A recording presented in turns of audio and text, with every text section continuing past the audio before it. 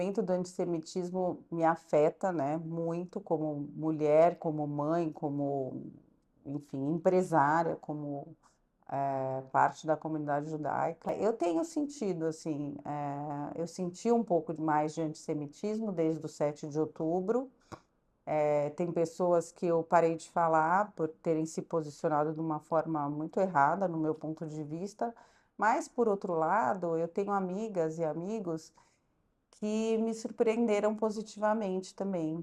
Teve um caso recente na escola dos meus filhos já sofreram coisas de estar andando e alguém fazer uma saudação nazista em um Heil Hitler, isso aconteceu, mas eu estudei no Lycée Pasteur e acontecia também no passado, e eu falo para eles: "Vocês têm que saber que vai acontecer e vocês têm que saber o que responder".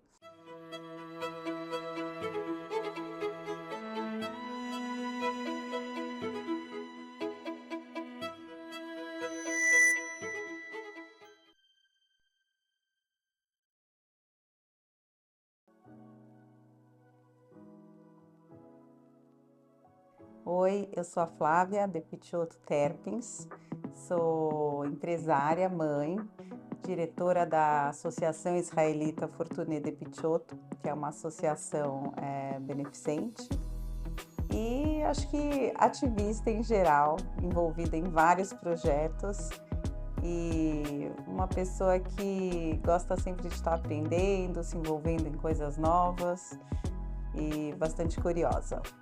Minha mãe é a Paola de Pichotto, ela foi a fundadora da divisão feminina do Fundo Comunitário. Ela fundou a divisão quando ela tinha uns 35 anos, se não me engano. E eu me lembro desse assunto estar sempre presente na nossa casa, na mesa de jantar.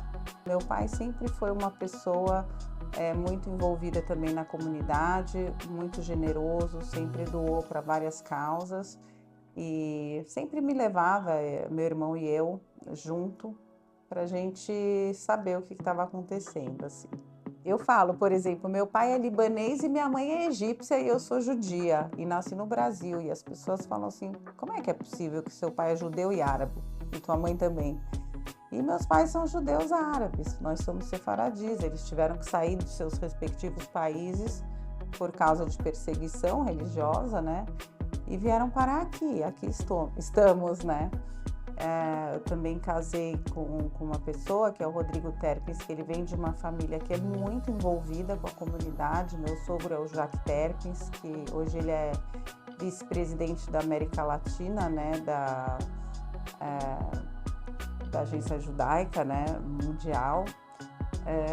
Uma pessoa que sempre esteve envolvida em vários projetos, minha sogra, enfim. Mas minha família sempre me fez entender que a gente faz parte de um povo e que a gente precisava se ajudar. Mas eu sinto que, assim, nos últimos 4 anos eu comecei a me envolver muito mais, principalmente depois do 7 de outubro. E também por eu ser uma pessoa que vive muito dentro da comunidade judaica e também na comunidade maior. Eu não estudei em escola judaica, meus filhos não estão em escola judaica. Eu tenho muitos amigos que não são da comunidade judaica. Então eu sempre me vi muito como uma ponte entre as duas comunidades e como uma pessoa que pudesse trazer conhecimento para as pessoas que não conhecem judeus, que não conhecem as pessoas da nossa comunidade. Então, 11 anos atrás, meu pai fundou uma associação chamada Associação Israelita Fortuné de Pichotto.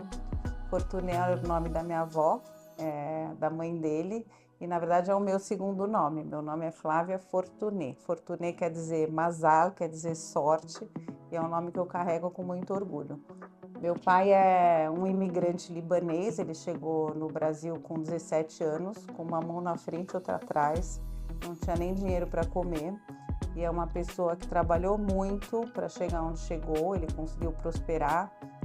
Então ele tem muita gratidão pelo Brasil e pelas oportunidades que ele teve aqui no Brasil. Então ele tinha se prometido que quando ele se aposentasse, fizesse 70 anos, ele ia devolver para o Brasil, para a sociedade, todas as oportunidades que ele teve.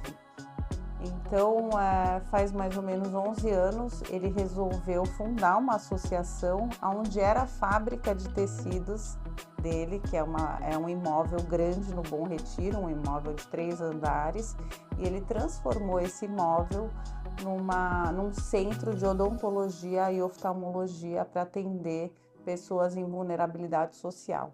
É claro que quando ele chegou com essa ideia, a gente achou que ele estava maluco, porque ele falava assim: eu quero atender mais de 200 mil crianças nos próximos anos. A gente achou que não ia acontecer, mas ele contou com a ajuda de parceiros na parte odontológica. Então ele chamou o Dr. Botino, o Dr. Todescan, que fizeram toda a consultoria na parte odontológica, porque a gente não entendia nada disso, né? E construíram os consultórios, contrataram a equipe médica. Não temos voluntários, todo mundo é contratado. E hoje nós temos 8 consultórios odontológicos, 2 consultórios de oftalmologia, que é um serviço que a gente começou a prestar há 2 anos. E no ano passado nós fizemos mais de 35 mil atendimentos. 3 anos atrás, meu pai me convidou para ser diretora da associação. Eu participava basicamente indo nas festas de fim de ano, eu não participava muito, porque eu tenho uma outra responsabilidade. Eu sou empresária também, sócia da minha mãe. A gente tem a 100% Eventos desde 2003, que é uma empresa de eventos que atua no Brasil inteiro, que a gente trabalha bastante. Mas eu senti que chegou a hora também de conhecer melhor esse sonho do meu pai e ajudar ele a gerir, né? Porque eu sou administradora e eu sentia que faltava um pouco de gestão e de governança na Associação Fortuné de Picciotto. Foi quando eu entrei e eu acho que desde que eu entrei a gente conseguiu melhorar várias coisas e eu tenho certeza que vai ser uma forma também de continuar o legado dele daqui muitos e muitos anos, quando ele não estiver mais aqui. A associação ela é aberta para todos. Acho que mais de 95% dos atendimentos não são para a comunidade judaica. Eles são pessoas que vêm através de organizações parceiras, né? Então, nós temos como parceiros Gerando Falcões, Unibes, instituições judaicas, mas principalmente instituições não judaicas. Essas organizações parceiras que estão espalhadas por São Paulo inteiro, elas fazem uma seleção de quem são as crianças e os adolescentes que têm mais necessidade, então tem mais problemas odontológicos e oftalmológicos, e elas nos encaminham as pessoas para que a gente atenda. Então, nós atendemos de forma gratuita crianças e adolescentes, e adultos começaram a nos pedir para ser atendido, porque assim, os consultórios odontológicos, nossos consultórios são maravilhosos, é tudo equipamento de ponta, a gente faz raio-x, a gente coloca aparelho, a gente faz implante, a gente faz tudo.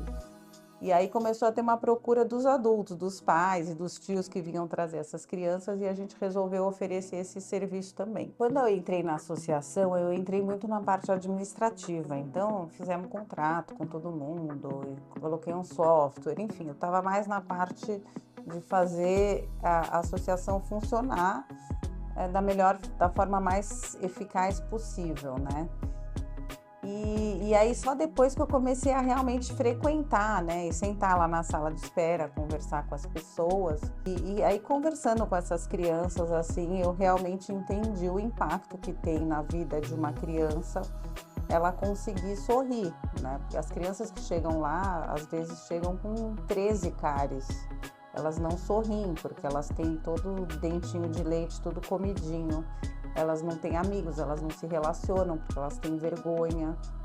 Ou tem crianças, por exemplo, que têm um grau de miopia de 9, 10, que elas não enxergam absolutamente nada. Elas até sabem que elas precisam de óculos, mas elas não têm o dinheiro para fazer o óculos. Então, na associação, não só a gente faz o exame clínico para ver qual que é a necessidade dessa criança em termos de óculos, como a gente encomenda o óculos, ela escolhe a cor, né? A gente encomenda o óculos e a gente entrega para a criança com a lente.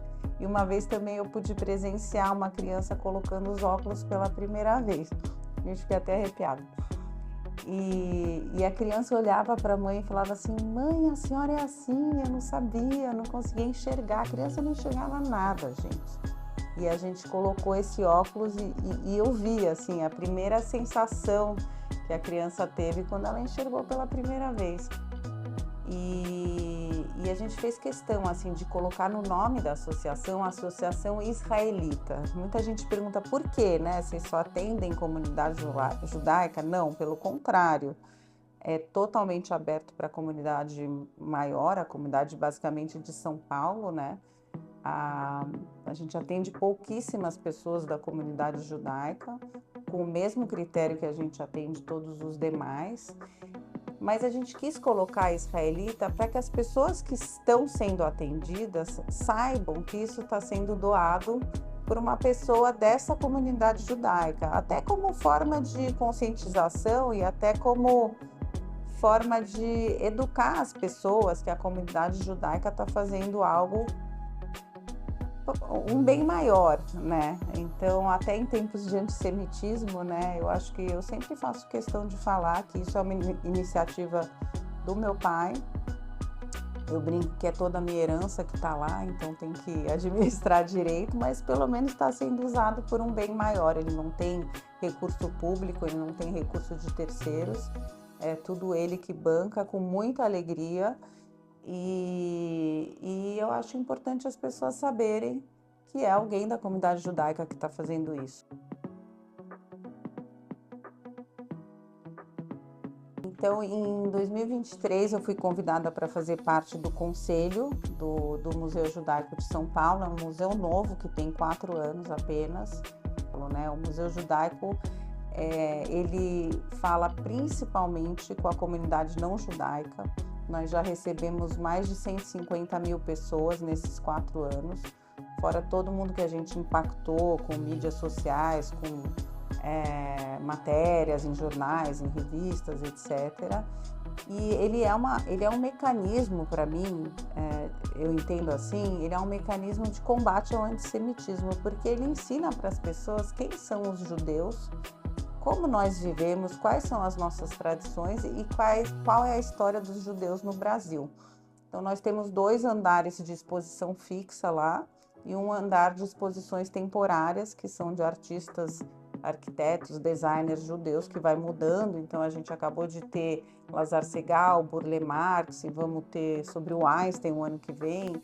Sempre vai mudando, e esses 2 outros andares contam quem são os judeus. Então, quando você entra no Museu Judaico, tem um painel com 100 personalidades judaicas, desde Steven Spielberg até Silvio Santos. Então, as pessoas entram lá e ficam olhando. Nossa, eu não sabia que ele era judeu, eu não sabia que ela era judia. Depois elas vão para uma sala onde tem todas as tradições judaicas. Então, explica o que é o Shabat, o que é o Pesach, o que é o Yom Kippur, tem todos os objetos que a gente usa no dia a dia. Então, a menorá, o véu que a gente cobre a noiva quando ela entra, por que cobre, por que não cobre. Então, explica várias das tradições. Inclusive, eu faço também parte de um grupo que chama ECOA, que é Executivos contra o Antissemitismo. Eu não sou uma das líderes, mas eu faço parte do grupo. E uma das coisas que a gente faz é levar empresas para visitar o Museu Judaico. Então, já levamos profissionais de empresas de advocacia, de multinacionais. Eu mesmo levei meus 200 funcionários da 100% Eventos. Eles foram divididos em vários grupos, foram visitar, todos eles visitaram o Museu Judaico. Levei todo mundo que trabalha na Associação Israelita Fortuné de Pichot, todas as dentistas, administrativo, oftalmo, todo mundo foi conhecer. E é isso, eu acho que o Museu Judaico ele é uma grande vitrine de quem nós somos, para que a comunidade maior possa nos visitar. Hoje nós somos o maior museu judaico da América Latina. E assim, é um museu maravilhoso, convido todo mundo a visitar.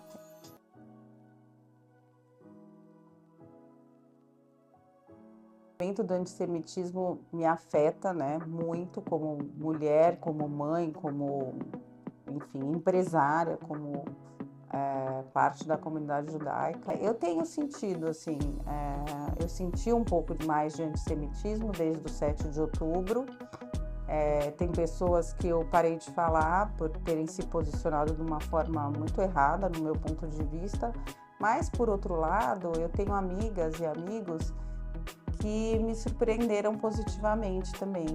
Teve um caso recente na escola dos meus filhos. Meus filhos já sofreram coisas de estar andando e alguém fazer uma saudação nazista em um Heil Hitler. Isso aconteceu, mas eu estudei no Lycée Pasteur e acontecia também no passado. E eu falo para eles, vocês têm que saber que vai acontecer e vocês têm que saber o que responder. Eu tenho sentido muito mais do que no Brasil quando eu viajo, né? Então, eu fui recentemente para a França e eu fiquei impressionada, assim. Eu fiquei com medo de usar a minha estrela de Davi, eu tirei em Paris, porque o cara do hotel me mandou tirar. Eu fiquei com medo. Andei na rua, fiz tudo, mas assim, fui visitar a grande sinagoga de Paris e vi que assim, tinha um monte de segurança na porta de uma forma que eu nunca tinha visto antes. Então, eu acho que é uma coisa que está acontecendo, está aqui embaixo do nosso nariz, não dá pra gente negar. Eu não deixo de viver, eu não deixo de fazer nada, pelo contrário, eu acho que essa ameaça externa fez com que nosso povo se unisse muito mais. Conheço várias pessoas que estavam muito afastadas da comunidade e que voltaram e que querem fazer, querem participar, querem estar nos eventos, querem doar dinheiro e querem ajudar de alguma forma. Mas é um problema, né? A gente, graças a Deus, tem instituições como a CONIB, como várias outras, Stand With Us e tantas outras que nos ajudam. Mas é uma coisa que tá aí, não dá para negar.